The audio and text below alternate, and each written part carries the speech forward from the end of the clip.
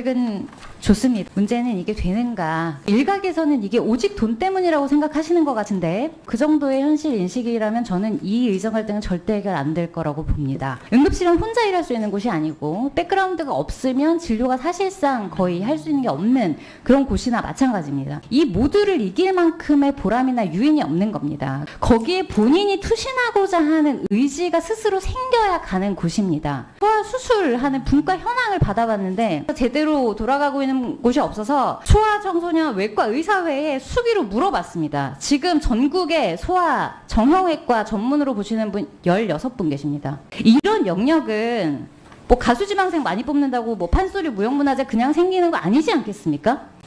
네, 조경 장관님께 여쭙겠습니다. 제가 대통령 직속 의료개혁 특위에서 지금 회의를 진행하고 계신 걸로 보이고 아직 의료계는 빠진 상태로 진행 중인 것 같은데 지금 제가 받은 보고서는 지속가능한 진료체계 확립을 위한 상급 종합병원 구조 전환 방향입니다. 여기 뭐 계획은 좋습니다. 전문의 중심병원이라는 말도 좋고 그런데 문제는 이게 되는가 그리고 부작용은 없는가. 지금까지 모든 보건복지부가 다 계획과 말은 좋았거든요. 크게 문제가 두 영역에서 우리가 봐야 됩니다. 하나는 전문의가 꾸준히 배출되겠는가 그리고 그 전문의들이 그 대학병원에서 계속 일하겠는가의 문제가 하나가 있고요. 여기에 대해서는 아까 한지아 의원님께서도 보여주셨듯이 이미 대형 종합병원에서 전문의들의 이탈이 사실상 러쉬라고 표현해야 될 정도로 빠르게 이루어지고 있는데 뭐 일각에서는 이게 오직 돈 때문이라고 생각하시는 것 같은데 모든 사람이 이렇게 단 하나의 이유로 움직일 거다 뭐 그 정도의 현실 인식이라면 저는 이 의정 갈등은 절대 해결 안 될 거라고 봅니다. 그럼 지금 이탈하는 이유는 물론 돈도 있죠. 그런데 사실 돈의 격차는 예전의 대학병원과 개인병원의 격차가 훨씬 더 컸습니다. 지금은 오히려 적은 편이고요. 문제가 되는 건 오히려 삶의 질을 떨어뜨리는 당직이 안 돌아가는 문제 그리고 탁과와 함께 일해야 하는데 특히 응급의학과의 경우입니다. 지금 응급실로만 지원이 또 집중되는 이런 양상을 보이는데 응급실은 혼자 일할 수 있는 곳이 아니고 백그라운드가 없으면 진료가 사실상 거의 할 수 있는 게 없는 그런 곳이나 마찬가지입니다. 근데 이미 붕괴됐기 때문에 더 이상 할 수가 없어서 이탈하는 경우가 크고요. 그리고 응급이나 중증 환자를 볼 때는 리스크가 너무 크기 때문에 소송 위험이 높아집니다. 이런 모든 것들이 복합적으로 작용을 하기 때문에 이 모두를 이길 만큼의 보람이나 유인이 없는 겁니다. 그러면 이 전체를 손을 대야지 이게 외부에서 돈을 많이 버니까 거기를 깎을 거다 이런 식으로 비급여의 자율성을 훼손하는 순간 그럼 급여를 일방적으로 결정하는 현 시스템도 다시 아마 논의가 돼야 될 겁니다. 이건 헌재에서도 이미 여러 번 논의가 된 거죠. 그것보다 더 문제는 앞으로 좋은 의료의 도입이 멈출 거라는 겁니다. 그래서 저는 너무나 걱정이 되고 두 번째 문제는 전공의들을 비율을 줄이겠다고 하셨는데 전공의는 사실 더더욱 전문의가 있고 중증 의료를 많이 보는 곳에서 더 많이 트레이닝을 받아야 됩니다. 왜냐하면 전공의들이 그냥 지역의료, 공공의료 경험해보는 건 좋습니다. 다만 지금 현 트레이닝 시스템상 그것만으로 필수과 특히 중증, 응급을 보는 과는 수련이 사실상 거의 안 됩니다. 제가 이게 소아 수술하는 분과 현황을 받아봤는데 이게 2021년에 심평원에서 조사를 하셨습니다. 그런데 지금 이 중에서 제대로 돌아가고 있는 곳이 없어서 제가 소아 청소년 외과 의사회에 수기로 물어봤습니다. 지금 전국에 소아 정형외과 전문으로 보시는 분 16분 계십니다. 소아 신경외과 전문으로 보시는 분 8분입니다. 소아 흉부외과 16분. 소아 비뇨기과 전문으로 보시는 분 9분이었는데 이번에 한 분 사직하셔서 또 8분 됐다고 합니다. 이런 영역은 뭐 가수지망생 많이 뽑는다고 뭐 판소리 무형문화재 그냥 생기는 거 아니지 않겠습니까? 이런 영역은 전문의가 많고 중증, 외상, 응급 모두 보는 곳에서 꾸준히 트레이닝을 받고 경험을 쌓다가 거기에 본인이 투신하고자 하는 의지가 스스로 생겨야 가는 곳입니다.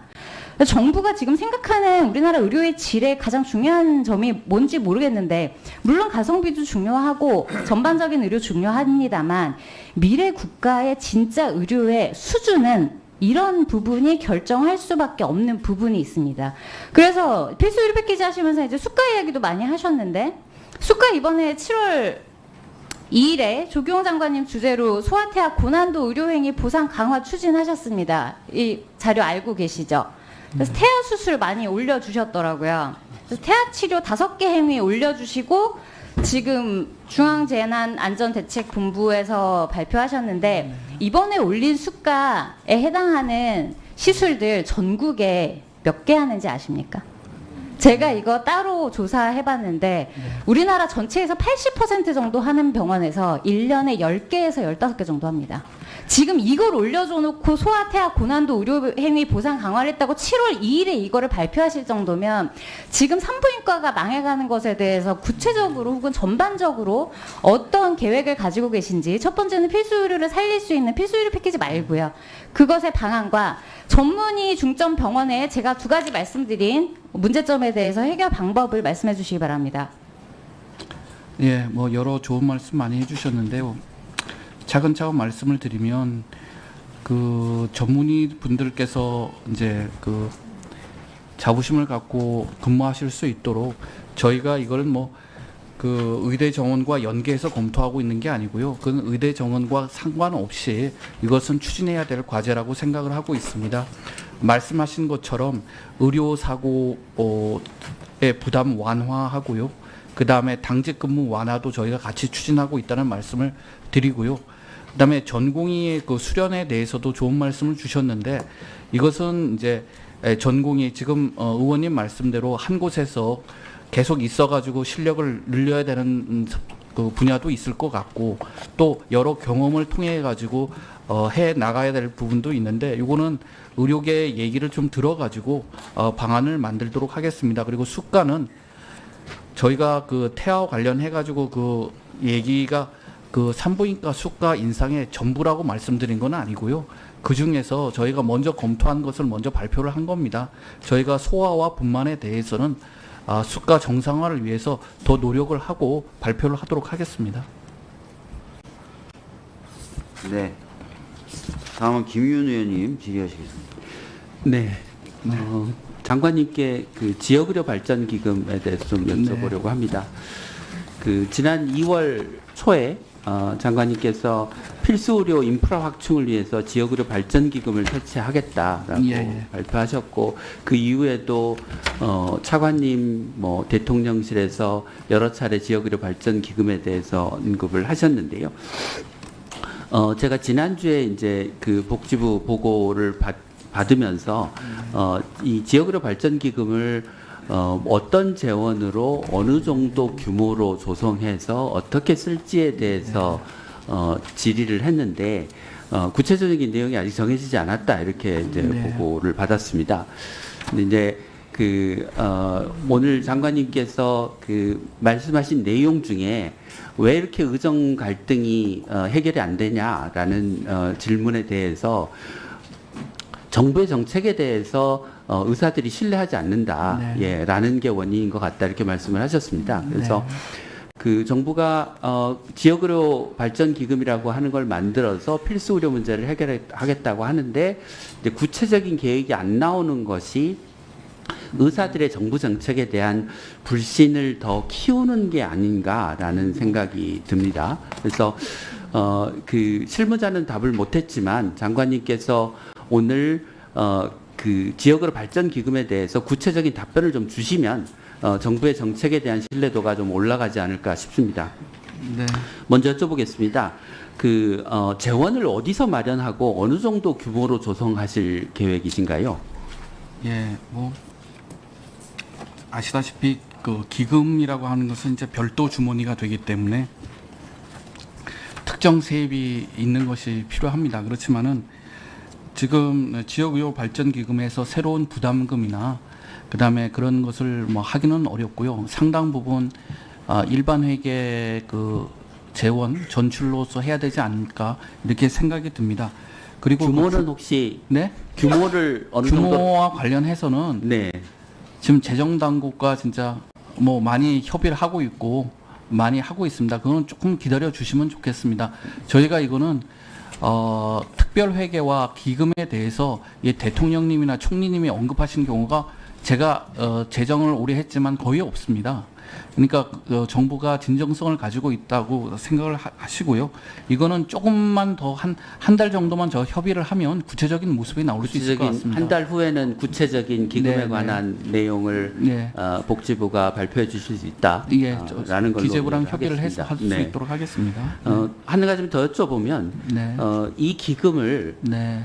복지부가 구체적으로 예를 들면 어느 지역의 어느 병원에 네. 어느 지역에서 예를 들면 뭐 전공의 공동수련, 교수의 파견 이런 데 사용할지를 정해서 다 배분하실지 네. 아니면 시도 또는 지방자치단체에 일정액을 주고 시도의 계획에 따라서 네, 시도가 자율적으로 쓰도록 하실 계획이신지요? 아, 예, 그것도 저희가 좀 검토를 하고 있는데 그걸 일률적으로 말씀드리기는 좀 어렵습니다.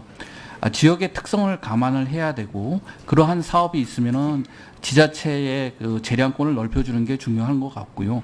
그다음에 전국적으로 통일된 기준, 그다음에 최소한의 미트해야 될 기준이 있다고 하면은 그건 복지부가 직접 정하는 게 맞다고 생각이 네. 듭니다. 예. 그런데 지금까지 제가 그 복지부의 보건의료 정책을 옆에서 봐오면서 느낀 점은 복지부가 지역의 상황을 구체적으로 파악해서 네. 그 재원을 적절하게 쓸 수 있도록 배분할 수 있는 능력과 네. 시스템을 가지고 있느냐라고 하는 데는 상당한 의문점을 가지고 있다는 점을 좀 말씀드리고 싶습니다. 네. 그 기금에 대해서 이제 유념하겠습니다. 한 달쯤 뒤에 보충을 해주신다고 하니까 제가 네. 좀 다른 이야기를 하나 드리려고 하는데요. 오늘 그 복지부가 보고해 주신 그 주요 업무 추진 현황에 네. 11페이지를 한번 봐주시면 이 그 생명과 지역을 살리는 의료 개혁이라고 하는 내용으로 보고 내용이 작성되어 있는데 11페이지와 12페이지에 복지부가 책임지고 어떤 목표를 언제까지 달성하겠다고 하는 숫자가 아무것도 없습니다, 여기. 15페이지를 봐주시면 15페이지는 숫자가 있습니다.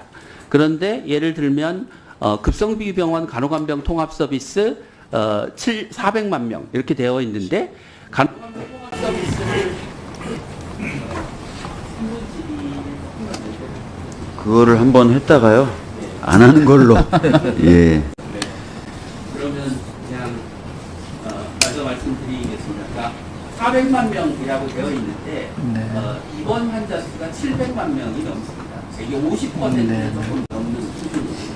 그 아래 보시면 장기요양 부분에 밑에 세 번째 줄에 그 재통합제가 200개소, 네. 재택으로 94개소라고 되어 있는데 이게 실제로 얼마나 필요한 가운데 이 기관을 만들겠느냐라고 하는 내용이 없습니다. 그러니까 예를 들면 재택의료센터는 우리나라의 한 연구에 의하면 1000개가 필요합니다.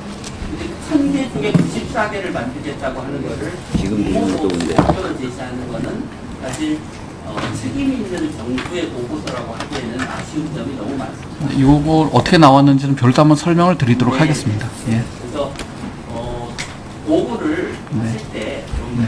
정부가 정말 그 책임감을 가지고 감수를 네. 가지고 보고를 한다는 느낌을 좀 받을 수 있도록 예, 예. 구체적인 목표와 시한에 관한 보고를 예. 포함해서 해주시면 예, 제일 보고를 많이 받으시는 의원님 중에 한 분이신데 저희가 이제 다른 부처하고 협의할 때 또 좀 어려움이 있기 때문에 그런 겁니다. 근데 저희가 지금 말씀하신 거 저희가 설명을 해드리도록 하겠습니다. 예.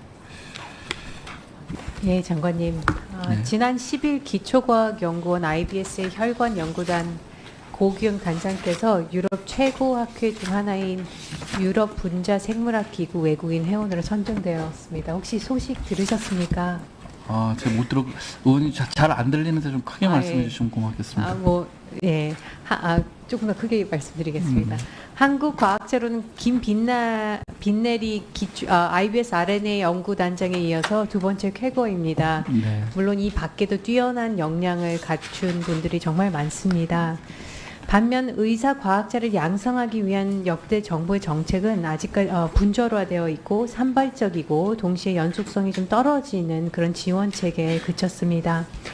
장관님 혹시 최근 3년간 우리나라에서 배출된 의사과학자가 몇 명인지 혹시 알고 계십니까? 제가 정확한 숫자는 모르지만 선진국은 의대 정원의 한 3%인데 우리는 그 절반 수준 1.6%라고 제가 기억하고 예, 있습니다. 정확하게 아시네요. 약 142명으로 연간 의대 졸업생 1.61%의 수준입니다. 작년 말 기준 상위 10개의 다국적 제약회사의 최고 과학 책임자 명단을 살펴보면 7개 회사의 CSO가 의사입니다. 또 25년간 노벨 생리학상 수상자의 37%가 의사 과학자인 걸로 집계되고 있습니다. 또 화이자와 모더나에서 코로나19 백신 개발을 주도한 사람도 의사 과학자입니다. 기후 변화에 따른 코로나19 같은 신종 감염병이 출현 위험이 높아지고 있습니다. 이런 상황에서 활약할 의사 과학자는 국가 경쟁력을 넘어 어떻게 보면 우리 국가의 보건 안보, 국민 공중보건 수준을 결정하는 중요한 요소라는 생각이 듭니다. 장관님, 보건복지부는 지난 2021년 관계부처와 의료계 전문가가 함께 참여하는 의사과학자 양성을 위한 범부처 협의체를 발족했습니다. 혹시 내용 아십니까? 예. 보고받은 적 있습니다. 예, 네. 혹시 그 협의체에서 뭐 결과나 도출된 뭐 정책이나 안에 대해서 말씀해 주실 수 있으신지요? 예. 제가 지금 자료를 갖고 있지 않은데 좀 네. 해가지고 별도 보고 드리겠습니다. 내용을 조금 회의가 거의 개최되지 않았던 걸로 알고 네. 있어서요. 그 부분에 대해서 조금 보충해 주시면 감사하겠습니다. 2019년도 이후 보건복지부에서 직접 추진한 의사과학자 관련 연구 용역도 사실은 단 한 건도 없었습니다. 그래서 이런 부분에 대해서 우리가 좀 더 심도 있게 보고 살펴봐야 될 거라는 말씀을 드리고요. 우리 정부가 들어서 작년 12월에 총리 주재 제1차 바이오 헬스 혁신위원회에서 의사과학자 양성 전략을 발표했습니다. 어떻게 보면 지지부진했던 의사과학자 양성에 힘을 쏟겠다는 강한 정책 의지가 있는 것으로 생각이 되고, 이런 의지는 있지만 법적 근거는 아직 없습니다. 장관님, 우리나라 법률에는 현재 의사과학자에 대한 명확한 법적 정의와 지원 근거가 없습니다. 현재 보건복지부, 과학기술정보통신부, 교육부 등 여러 부처에 걸쳐 시행 중인데, 의사과학자 양성 사업들을 법률에 근거하지 않은 소관부처 자체 사업의 성격을 띠고 있어서 이런 근거를 마련하기 위해서 의사과학자 양성에 관한 특별법 제정이 필요하다고 보이는데, 장관님 의견 어떠신지요? 예. 뭐 특별법이든 하여튼 법적인 근거가 있어가지고 좀 안정적으로 추진을 하고, 또 무엇보다도 의사과학자의 그 나중에 이제 사회에 진출했을 때도 자부심을 갖고 연구에 집중할 수 있는 여건 만드는 게 중요하다고 생각이 듭니다. 예. 이번에 이제 늘어난 의대 정원 중에서 의과학 분야에도 진출도 할 수 있도록 저희가 노력을 하겠습니다. 예, 그래서 의과학자에 대한 그런 우리 현 정부의 그 의지에 대해서도 굉장히 그 전례가 없다고 생각을 해서 그 부분에 대해서 감사의 말씀을 드리고, 보건복지부의 입장 및 특별법에 담겨야 될 내용에 대해서 부처에서 적극적으로 검토해 주셔서 의원실로 의견서를 제출해 주시면 또 감사하겠습니다. 예, 그렇게 하겠습니다. 예, 마지막으로 상급 종합병원 전문의 중심병원으로 가고 있는데, 너무 의사 과학자도 중요하고 거기에서 이루어지는 바이오 연구들이 우리가 어떻게 보면은 우리 바이오 산업의 근간이 되는 부분이 있기 때문에, 이런 전문의 중심 병원에 있어서 진료뿐만 아니라 연구도 그 축을 잘 이룰 수 있게끔 균형 있는 정책과 추진을 부탁드리겠습니다. 네, 그렇게 감사합니다. 하도록 하겠습니다. 네. 장관님, 네. 아까 그 질의 계속 이어가도록 하겠습니다. 제가 마지막으로 드렸던 질문이 국정 운영에 있어서 중추적인 역할을 하는 추동력이 뭐라고 생각하시냐는 질문을 드렸었고요. 그리고 네. 아마 다른 위원님들 그 답변 과정에서 제가 답을 들었던 것 같습니다. 그 의사들이 신뢰를 회복해야 된다는 그런 말씀을 하셔서 네. 아마 그 신뢰라는 것이 굉장히 중요한데, 그래야지 정책을 내놓으면은 그게 소위 굴러가겠죠. 국민들께서 신뢰를 보내셔야. 그런데 이 간호법 관련해서는 신뢰를 완전히 잃었습니다. 왜냐하면은 대통령이 거부권 행사를 했던 법안 관련해서 이제 그 의료계 파업으로 PA 불법 문제 해결이 급하다 보니까 총선 앞두고 또 갑자기 또 간호법 추진하고, 그리고 이 여당과 야당의 법안을 비교를 해보면은 여당 법안 같은 경우에는 직역 간의 어떤 갈등 소지를 매우 키웠습니다. 그런데 정부 입장이 그 여당 안에 전적으로 동의를 합니다. 야당 안에는 간호법 제명을 문제를 삼고요. 그리고 또 이게 또 신뢰할 수 없는 일이 또 있는데 오늘 간호법안이 상정 의결이 되지 않았습니까? 그러면 법안에 포함된 어떤 전문위원 검토 보고서라든가 아니면 부서 단체 의견들이 함께 오죠. 그런데 수많은 단체들 중에 여당 법안에 굉장히 반대하고 있는 대한약사회 그 투약 조항 때문에요. 네. 대한약사회 의견이 누락됐습니다. 확인을 해보니 실무자 실수였다 그래요. 그런데 대한약사회에서 보건복지부 간호정책과의 의견서 제출하고 의견 접수를 확인하는 이메일을 받았어요. 뭐라고 그러냐면 복지부에서 안녕하세요. 주신 의견 접수 처리했습니다. 감사합니다라고 해요. 그리고 이것뿐만이 아니라 지난 9일에 약사회가 이 입장을 분명하게 전달하기 위해서 보건복지부 간호정책과 간담회도 가졌어요.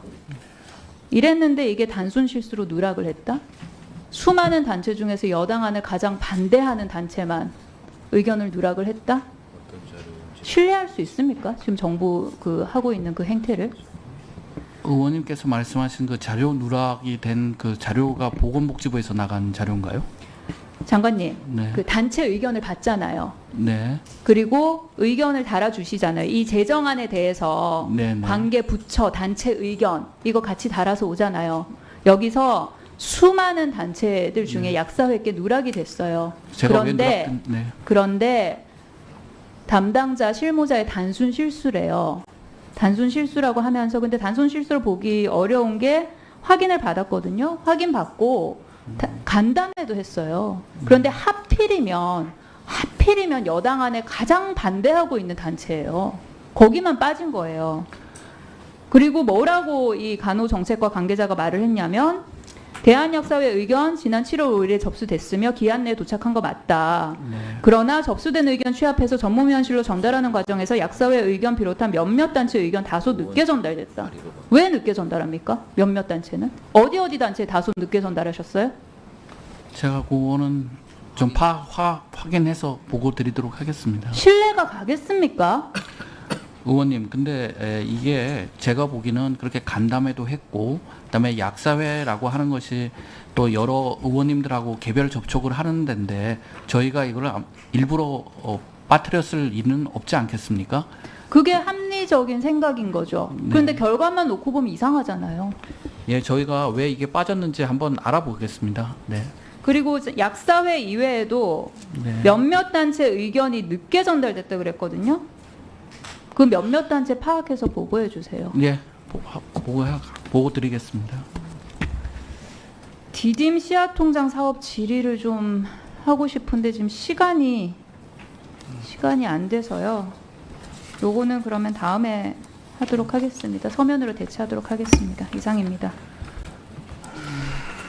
제가 너무 시간을 짜게 운영하나 이런 반성을 좀 하게 되는데 다음에 할 때는 좀 논의를 해보도록 하고요. 김미애 간사님 질의해 주시기 바랍니다. 네, 보건복지부 현안이 참 많습니다.